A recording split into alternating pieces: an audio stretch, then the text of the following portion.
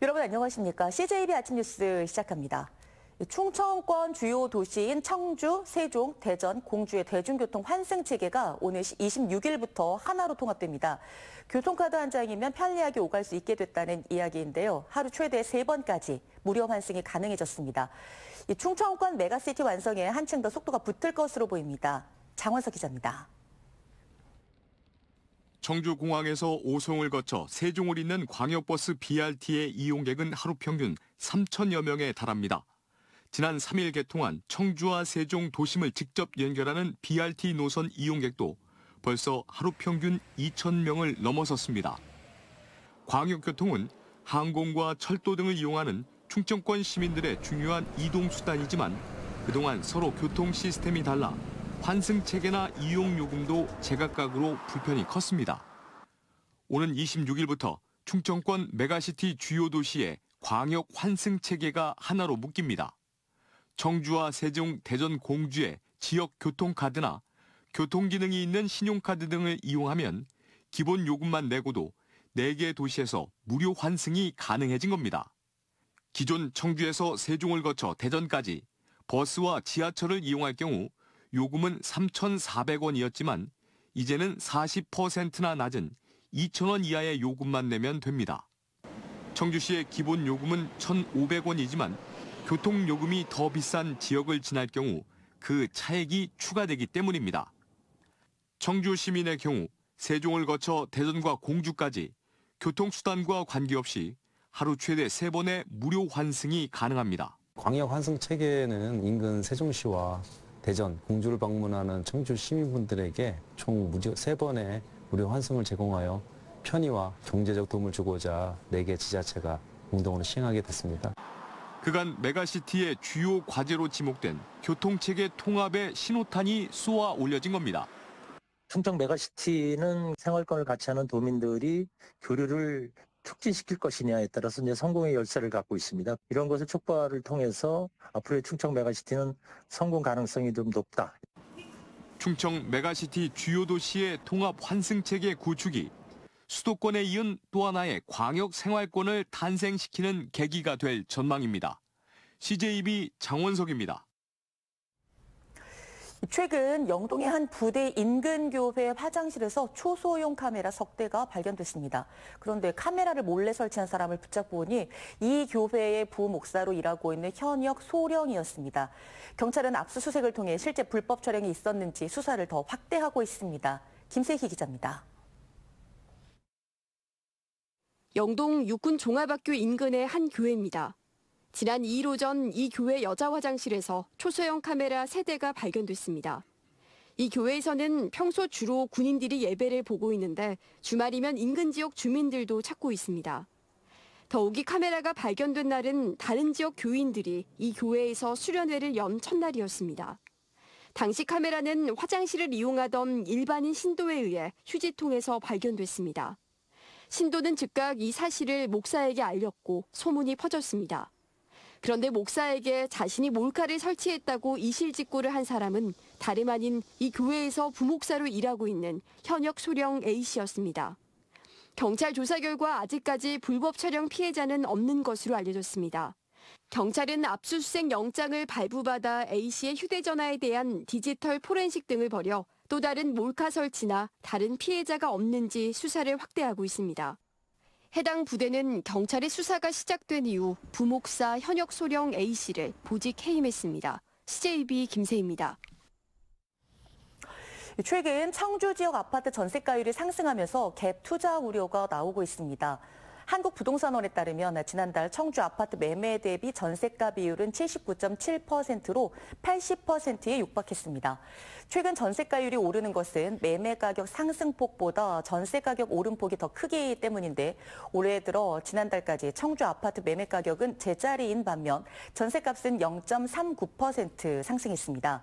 구역별로는 서원구의 전세가율이 83.6%로 가장 높았고 상당구 81.5%, 흥덕구 77.5%, 청원구 77% 등입니다. 청주시는 공군사관학교와 17전투비행단 인근 주민들에게 군 소음 피해 보상금 45억 원을 지급한다고 밝혔습니다. 군 소음 피해 보상금 지급 대상은 공사와 비행단 주변에 거주하거나 지난해 보상금을 신청하지 않은 주민 17,000여 명으로 1인당 월 최대 보상금은 6만 원입니다. 국방부가 고시한 비행장 영향권은 내수읍 등 56제곱킬로미터 규모로 청주시 면적의 6%에 달합니다. 요즘 실손 의료보험 하나쯤은 거의 다 갖고 계실 텐데요. 하지만 가입자 10명 가운데 4명은 보험금 청구를 포기하고 있다고 합니다. 또 20%에 가까운 소비자가 실손보험의 불만과 피해를 경험한 것으로 나타났습니다. 이윤영 기자가 보도합니다. 자녀 둘과 아내, 본인 명의의 실손의료보험 4개를 들고 있는 김모 씨. 최근 2년여 동안 30여 차례의 병원 진료를 받았지만 보험금 청구를 하지 못했습니다. 받을 수 있는 금액이 대부분 소액인데다 일일이 영수증 첨부에 보험 청구 과정도 번거롭기 때문입니다. 작은 금액들 같은 경우에는 건마다 신청하기가 좀 불편한 점도 있고 신청 절차도 잘 모르겠고 그래서 모아놓고 한 번에 하겠다라고 계획은 하고 있었는데 하다 보면 시기가 지나가지고 혜택을 못 받는 케이스들도 있고.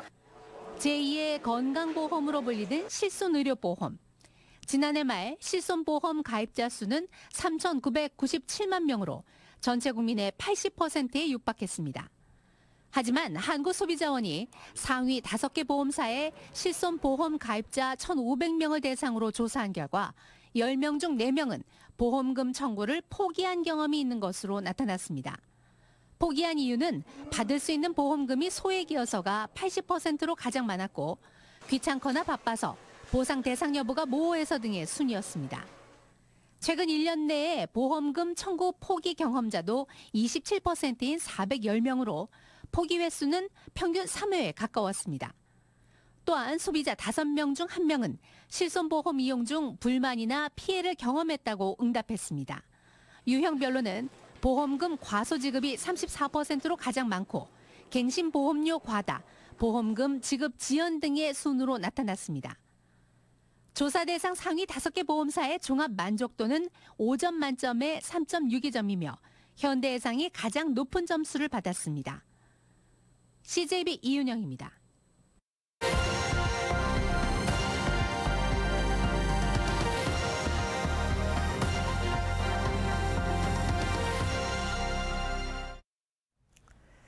세계적으로 물 부족 현상이 심각한 상황에서 국내 연구진이 공기 중에 수분을 모아 먹는 물을 생산하는 기술을 개발했습니다. 기존 제습기보다 에너지 효율과 수분 포집률이 각각 2배인데다 자체 살균과 정수까지 가능하다고 합니다. TJB 조혜원 기자가 보도합니다. 아프리카 나미부 사막에 사는 딱정벌레는 공기 중 수분이 등껍질에 이슬로 맺히면 이를 생존에 필요한 물로 섭취합니다. 딱정벌레가 지닌 친수와 소수 성질에서 착안해 국내 연구진이 공기 중 수분을 모아 먹는 물을 생산하는 수분 포집 시스템을 개발했습니다. 기계연구원 자연모사연구단 이면희 연구단장 연구팀이 개발한 시스템은 딱정벌레의 성질을 이용해 수분을 응축하고 자신보다 3,000배 이상의 물을 흡수하는 이끼의 성질에서 착안해 수분을 흡수하도록 설계했습니다. 물이 없는 건조한 부분에서도 이끼처럼 물을 잘 흡수할 수 있는 그런 기술과 그다음에 적은 에너지를 써서 물을 잘 응축시키는 딱정벌레에서 아이디어를 얻은 하이브리드 기술로 이루어졌습니다. 기온 30도에 습도 80%인 상황에서 24시간 동안 2리터의 먹는 물이 생산됐습니다. 기존 제습기 대비 에너지 효율과 수분 포집률이 각각 2배 높은 수치입니다. 제습기의 소음과 무게 등의 문제를 극복하기 위해 열전 소자를 이용했는데 열전 소자의 발열면을 흡수판으로 설계해 포집 능력을 한층 끌어올린 겁니다. 포집한 물은 규조토로 만든 친환경 필터로 정수해 나노 크기의 미세 플라스틱까지 제거가 가능합니다. 탁상형뿐만 아니라 야외에서 수분을 포집할 수 있도록 3kg의 휴대용 물 수확기도 국내 처음으로 개발했습니다. 휴대용 물 수확기는 군사 목적이나 아니면 캠핑 아니면 이렇게 응급 상황 시에 이동을 하면서 마실 수 있는 물을 제공하는 시스템이고요. 오늘 같이 이렇게 여름철 같이 고온 다습한 날씨에는 더 많은 물을 이렇게 모을 수 있는 그런 시스템입니다. 연구진은 전자기기 제조업체 퓨어시스의 기술을 이전해 휴대용부터 대용량까지 다양한 분야에서 원천 기술이 활용될 것으로 기대하고 있습니다. TJB 조혜원입니다. 통계청이 처음 조사한 지역 활동 인구 통계에서 음성군이 전국 군 단위 가운데 1위를 기록했습니다. 지역 활동 인구는 수입이 있는 근로를 한 15세 이상 취업자와 거주민 가운데 실업자와 비경제 활동 인구를 더한 수치입니다. 올해 상반기 음성군의 지역 활동 인구는 11만 8천 명으로 군 단위 가운데 전국 1위로 15세에서 64세 고용률도 충북 1위를 차지했습니다. 충북농협이 쌀 소비 촉진을 위한 충북 지역 언론사와의 업무 협약을 체결했습니다. 이번 협약은 CJB를 비롯한 충북 지역 방송과 신문 6곳과 체결한 것으로 쌀 소비 촉진을 위한 지역 경제 활성화와 농업 발전을 함께 힘을 모으기로 했습니다. 특히 각 언론사는 쌀 소비 촉진 운동을 올해 공익사업으로 선정하고 범도민 운동으로 확산될 수 있도록 홍보 활동을 전개하기로 했습니다. 한국건강관리협회 충북 세종지부는 어제 한국자유총연맹, 대한적십자사 등과 함께 청주 미평천에서 EM 흑공 던지기를 통한 환경정화 활동과 캠페인을 벌였습니다. 미평천은 평균 수질이 4급수로 정화 활동이 필요한 하천으로 꼽히고 있습니다. EM 흑공에는 환경정화에 유용한 80여 종의 미생물이 들어 있습니다. 청주 성원경찰서는 새벽 시간 도심에서 위험 운전을 하는 10대 A군 등 4명을 도로교통법 위반 등의 혐의로 불구속 입건했습니다. 이들은 지난 18일 새벽 1시 20분쯤부터 1시간가량 청주시 주성사거리 일대에서 불법 튜닝한 오토바이를 타고 다니며 역주행하거나 신호를 위반한 혐의를 받고 있습니다. CJB 아침 종합 뉴스를 모두 마치겠습니다. 고맙습니다.